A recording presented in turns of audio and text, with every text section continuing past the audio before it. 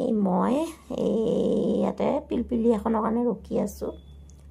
কিছুমানে যে টমটম বুলি কয়, ই ৰিক্সা, তাকে তিনিআলিটোৰ এই মিলটোৰ সন্মুখতে ৰখি আছিলোঁ।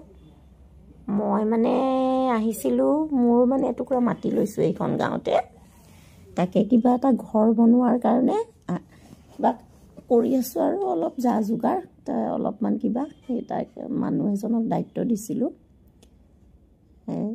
এই জাৰ মিলটোৰ সন্মুখতে ৰখি আছোঁ, সেই তেখেতকে অলপ কিবা কিবি কামৰ দায়িত্ব দিছিলোঁ। তাৰে মই মাটিখিনিৰ পৰা আহিলোঁ, আহি এইখিনিত ৰৈ আছোঁ। ৰৈ পেলাই মানে পিলপিলিৰ কাৰণে ৰৈ থাকোঁতে দেখিলোঁ সন্মুখৰ যে মানুহৰ সমবায়ৰ পথাৰবিলাক আছে, এইখিনি সমবায়ৰ মাটি হয়। কিমান আছে নাজানো, কিজানি 20 বিঘামানো থাকিব পাৰে। তাতে ধুনীয়াকৈ বগলী সোপা পৰি আছে, দেখি মানে ইমান ভাল লাগিলে, মোৰ ভিডিঅ' কৰিব মন গ'ল।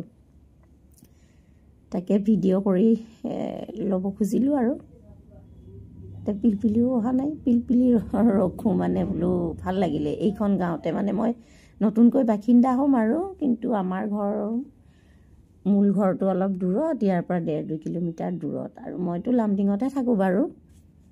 তাকে বোলো বগলীবিলাক দেখি ইমান ভাল লাগিলে, বোলো ভিডিঅ'টো ৰাখি থওঁচোন। মানে মই যিখন গাঁৱৰ বাসিন্দা হ'ম, এইখন আমাৰে গাঁও হ'ব, মোৰে গাঁও হ'ব। গাঁৱৰ এইখিনি দৃশ্যটো ভাল লাগিলে।